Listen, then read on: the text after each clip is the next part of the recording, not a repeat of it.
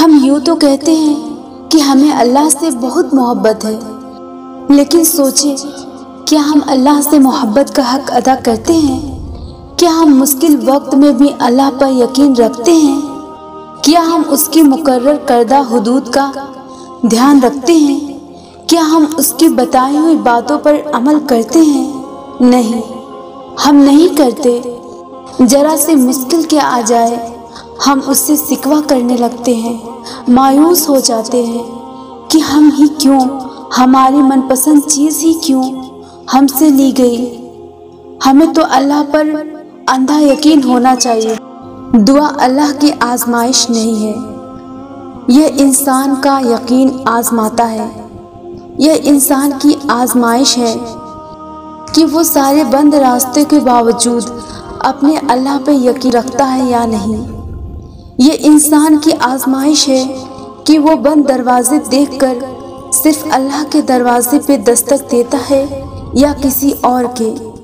جیسے ہر چیز کی بنیاد ہوتی ہے، اسی طرح دعا کی بنیاد بھی ہے۔ وہ کیوں؟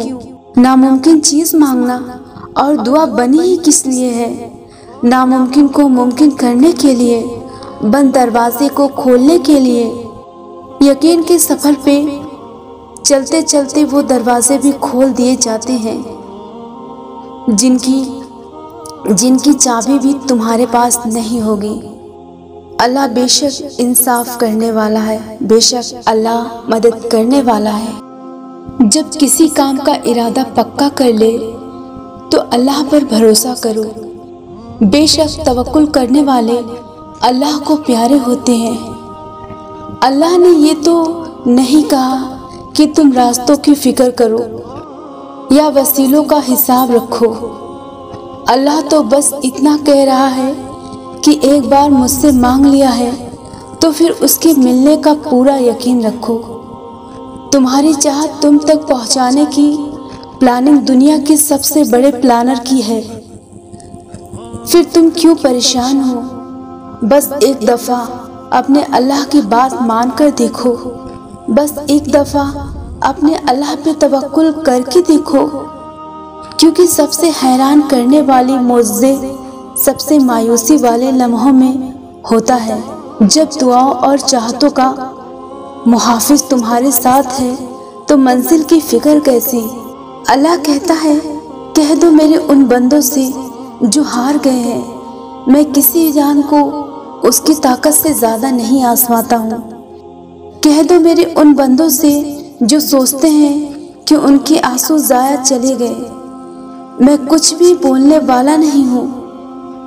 کہہ دو میرے ان بندوں سے جنہیں میں دور لگتا ہوں، میں قریب ہوں اور پکارنے والوں کی دعا قبول کرتا ہوں۔ کچھ بھی تم تک پہنچایا نہیں جا سکتا سوائے اس کے جو اللہ نے تمہارے لیے لکھا ہے۔ قرآن میں اللہ نے بتا دیا ہے کہ تمہارے پر آنے والی ہر خیر اور ہر ڈیلے میں میری طرف سے ہے۔ آپ کا دل کبھی غلط نہیں کہتا، جانتے ہو کیوں؟ کیونکہ اللہ آپ کے دلوں میں رہتا ہے۔ تو دل میں جو بھی ہو خیال آتا ہے نا، وہ اللہ ڈالتا ہے۔ لیکن بعض خیال آپ کے دل میں ڈالنے والے شیطان بھی ہوتے ہیں۔ وہ چاہتا ہے کہ آپ کے دل کو اللہ کی رحمت سے نا امید کر دے۔ پھر جن لوگوں کا یقین کم ہوتا ہے وہ بھٹک جاتے ہیں، اور جن کا یقین اللہ پر پختہ ہوتا ہے وہ سمجھ جاتے ہیں کہ یہ خیال اللہ نہیں ڈال سکتا۔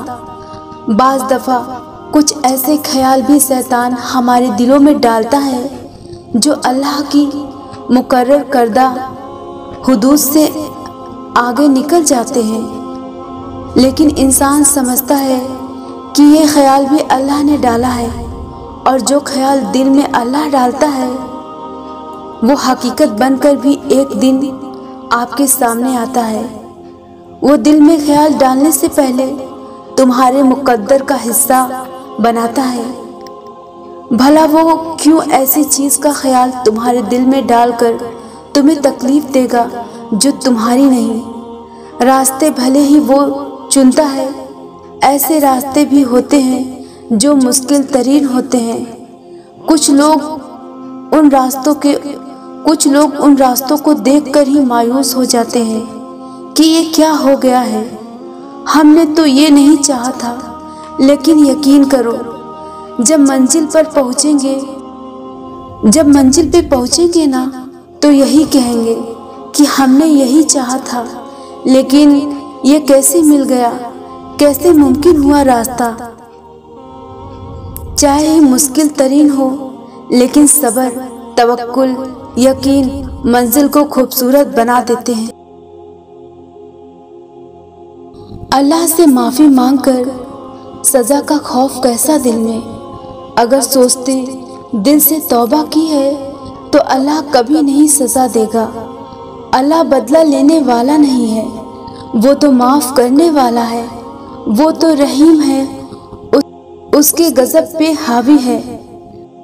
कहना कि मुझे उस गुनाह की सज़ा मिली है, माफ़ी मांगने का बाद में भी गुनाह है।